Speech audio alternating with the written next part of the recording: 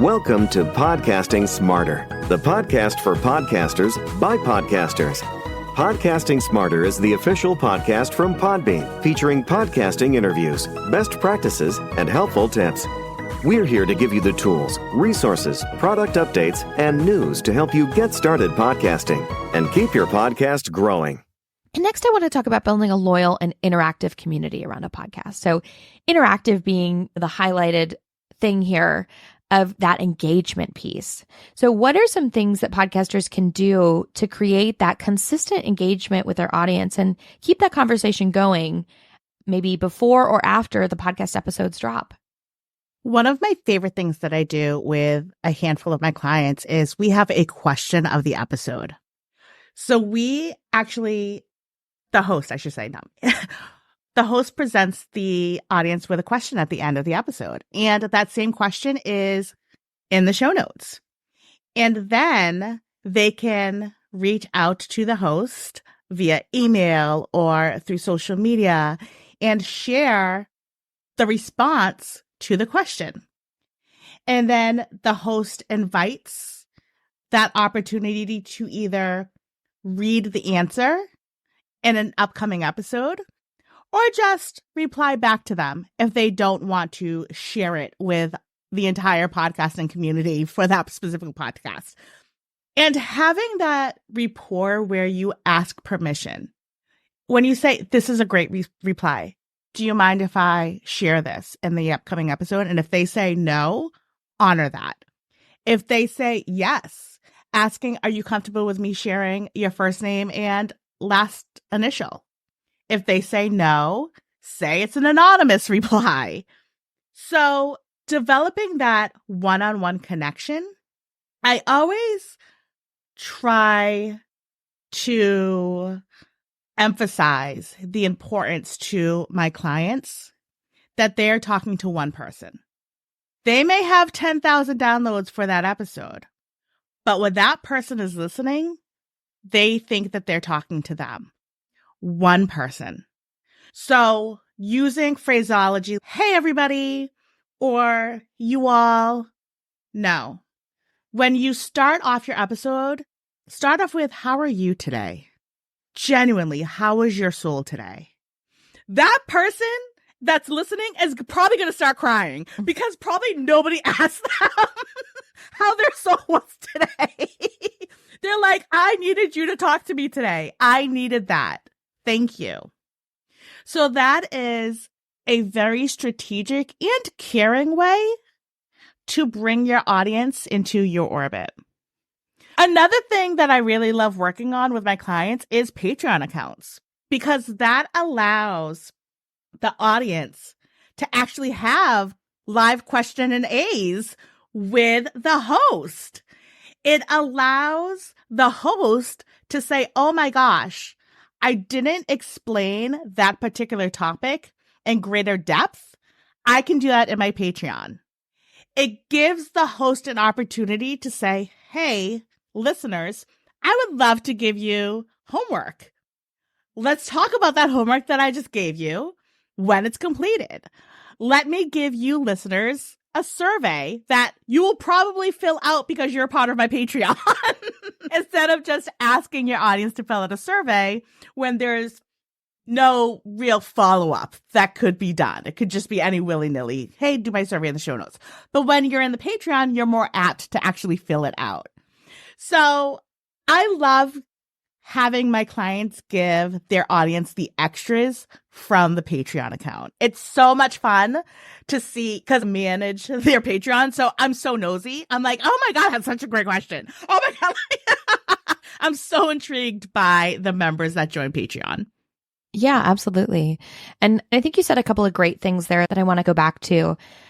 Podcasting is a very intimate medium, right? We're listening. Occasionally you listen in the car, but most of the time you're listening on the same device where you talk to your mom, where you talk to your kids, right? Where you connect with your family. And so that feeling of connection doesn't stop because you're on a different app, right? That's number one. So that one-on-one feeling and opportunity is there, which is really cool, right? And so remember that when you're liaising with your audience. And I love what you said also about the questions. I want to talk about Patreon in a minute, but what are some questions that some of your podcasting clients have asked that have been answered by their audience and community and that have really resonated?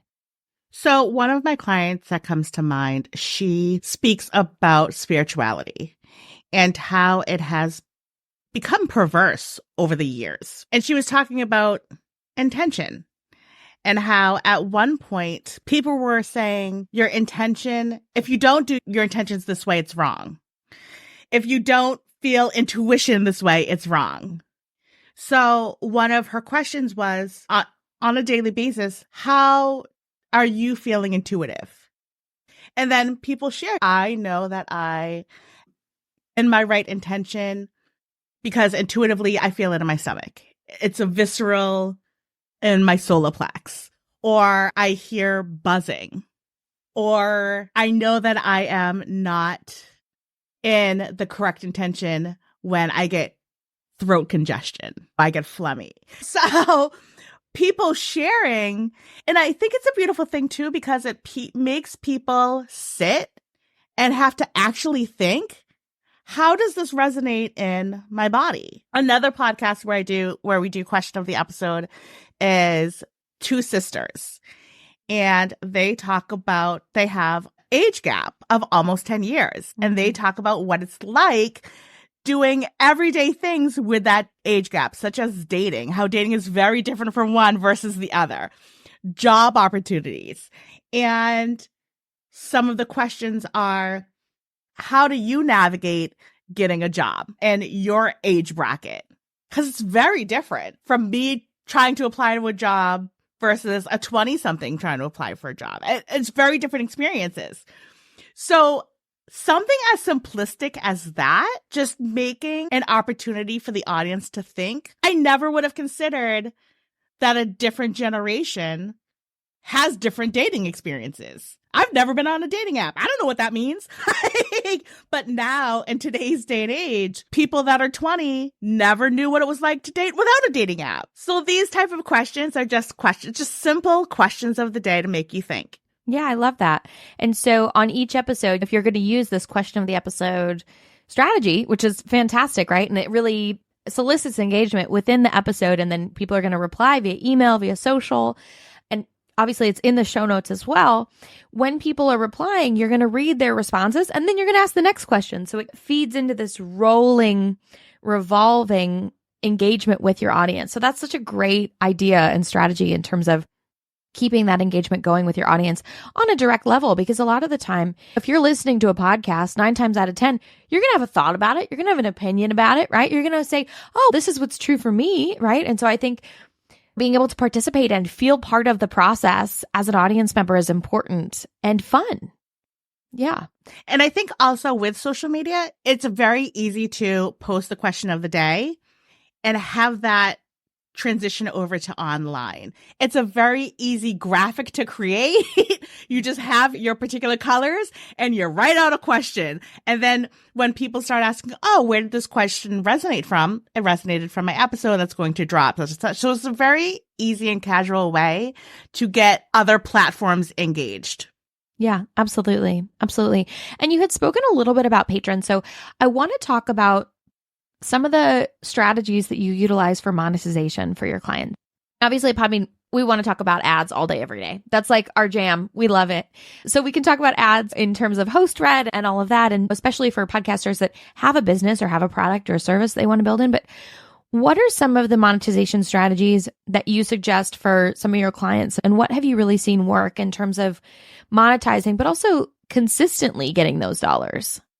I think we need to change the way we think of monetization. I think the majority of people think of monetization as sponsors and as ads, when it really is a culmination of different things. If you are offered an opportunity to speak as a guest on a podcast, and because you had that conversation and that invitation, you then get new followers, or you then get a new discovery call, or you then get a new client. That is monetization. You're getting foldable dollar bills because of how you presented in that podcast, in that forum. Also, I think for sponsors, it is quote unquote industry standard to look at download numbers. When I feel, and I tell people who reach out to me for podcast consultations, that you should really look at what you're using in your everyday life and reach out to those particular companies. If you love these earrings and all of your jewelry is by this particular brand, reach out to them and say, I love these earrings. I buy them for my aunts and my sisters and my cousins for Christmas. And I have a podcast that has nothing to do with earrings. But the fact that I love them so much, I would love to shout you out. Would you consider being a sponsor? The worst that they can say is no. You can also potentially get a free pair of earrings for things that if you're saving money, monetization. So really looking into your everyday and what you naturally share about companies to your friends and your family, those are the people that you should be reaching out to. Don't reach out to a sponsor regarding something that you don't even use. If you don't use hearing aids, but the sponsor of the year is a hearing aid, don't reach out to them, because it's going to be weird when you're sharing that ad and that content, because it's just not a natural flow of what you do. And also in regards to ads, you don't have to have an ad drop. You can actually have a conversation with your guest or with your audience talking about that particular product. Oh my gosh, I was so excited today. My earrings came in. I'm going to rock them for this party this weekend. You just dropped the ad for that earring. And it was so natural that your audience didn't feel like it was an interruption from the conversation at hand. Absolutely. That's such a great way of thinking of it. And monetization comes in so many different ways, right? At Podbean, we work with a lot of big brands. We have big ads. We have programmatic built in. And there's a lot of podcast monetization that's relational, right? A great example, last year we had Kira Deneen from DNA Today come on, which is a fantastic podcast about DNA. Right. And so she's got a very specific audience, and a lot of her sponsors, she's able to have come on as guests, right? She's able to have them come on and talk about maybe DNA testing that their company does or things like that. And it really is the perfect fit for her audience. And it doesn't have to be pushy sales. It can be like, hey, this is a cool, amazing thing in the industry. And this is who's made this episode possible, or who helps have the show out there, helps us get it out there. And so I think that there's ways to find the products and services that you align with, that your audience aligns with, that's on topic for your podcast. And maybe with the personal finance example that we used a little bit earlier today, it could be something where maybe there's companies out there, finance apps, budgeting apps, things like that. Don't feel like, yes, go for big brands, and also don't be afraid to go for smaller brands, companies that you use, right?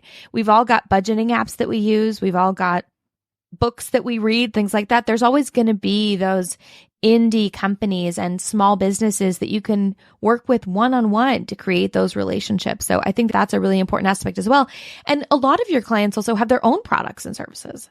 And so that's built in because you're already sharing the wisdom, right? From your expertise, from your offerings in your podcast. So don't be afraid to mention it, and just not in a pushy way ever with podcasting. I think it's something where, and I think that the folks at Dear Alice said this. They said, nobody wants to be sold, but everybody wants to buy. And so I think I've really held on to that one, at least from the last month. And I think it's a really important thing to remember, is that informing people about stuff is okay. You don't want to be pushy, but you want to let people know. And that's what's great about podcasting, is that it is relational, and you can let people know about things in a way that isn't salesy as well. Absolutely. And if you are not saying that your business or your personal brand is your sponsor, you're doing yourself a disservice.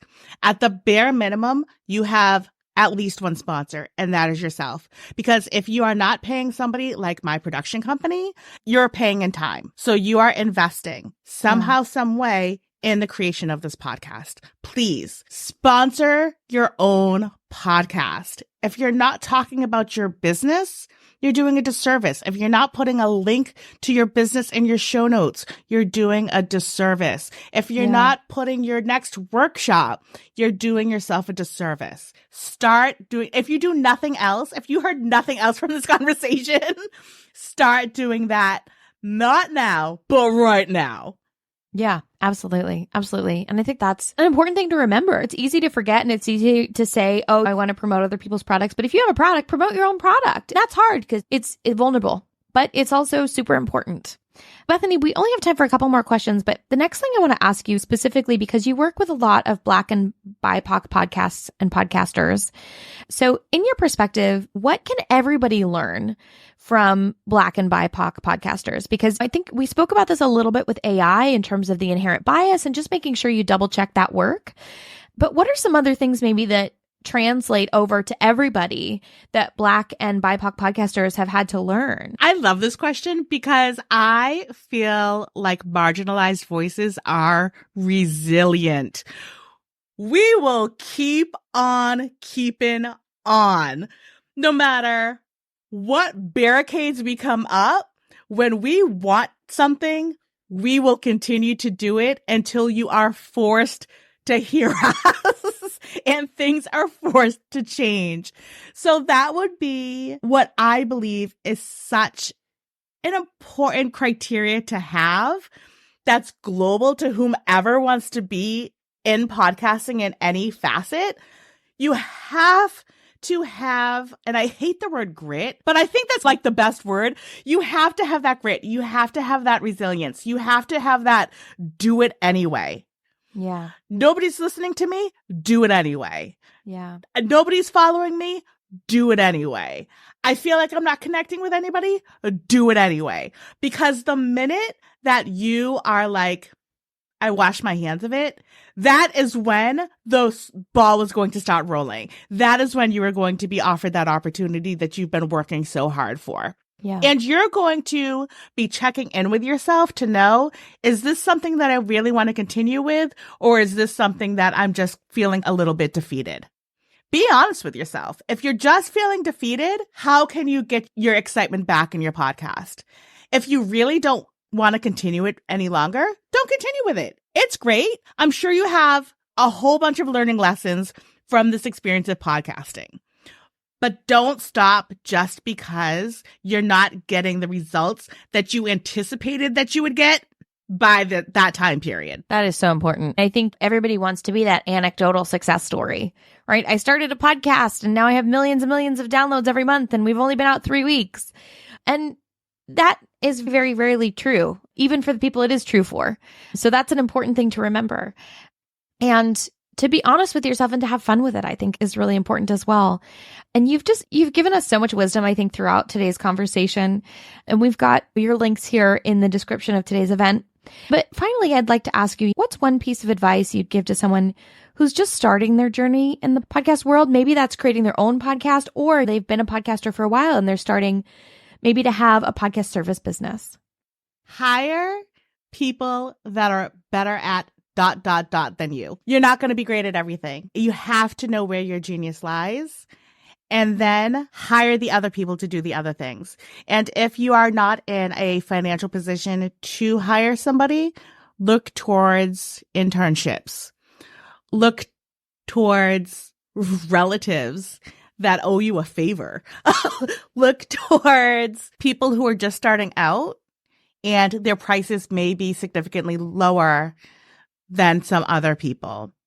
But taking that step to get something off of your plate is such an important piece that isn't discussed nearly enough. And that goes for people who are not even in the production side, but just podcasting. If every time you think of editing, it gives you a rash, go to Fiverr. Go to somebody else who can edit for you so that you don't have that reaction any longer. If you imagine yourself creating graphics and you're rocking back and forth in the corner, hire somebody else to create those graphics. The sooner that you can get somebody to do something on your behalf, the sooner you're taking your time and energy back from having to think about that particular thing. Yeah, absolutely. And that's going to be different for every podcaster, right? And you may find another podcaster through a forum or online. We've got the Podcasting Smarter group on Facebook. You may find somebody, hey, I'd love to trade show notes for editing, or hey, I'd love to trade show notes and social copy and do SEO keywords if you can help me with my editing.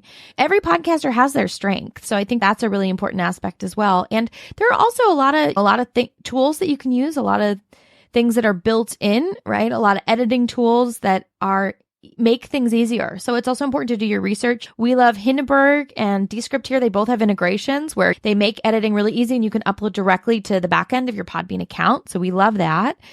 There's a lot of programs out there that enable you to have those shortcuts. So that's important to do your research there as well. But I think it's also important sometimes to just know when to cut bait and say, hey, I'm going to put a little bit of money toward this and it's going to make my life so much easier so I can grow the podcast a little bit more. So I have the bandwidth to engage on social media with my audience and keep that excitement going. So I think that is just such great wisdom and insight into how to grow your audience and to really keep things moving in the direction of positive growth. Bethany, it's just been such a treat to have you here. Thank you so much for joining us today.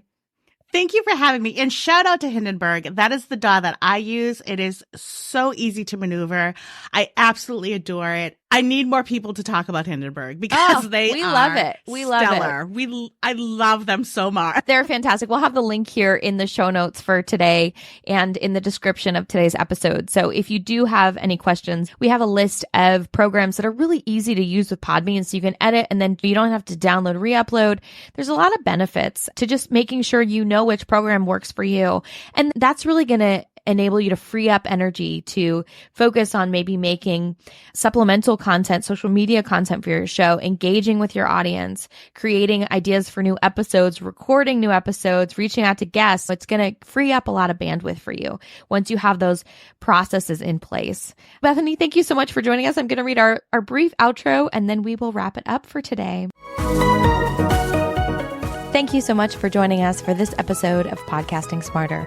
If you have any podcasting questions or want to get in touch, send us an email at podcastingsmarter@podbean.com.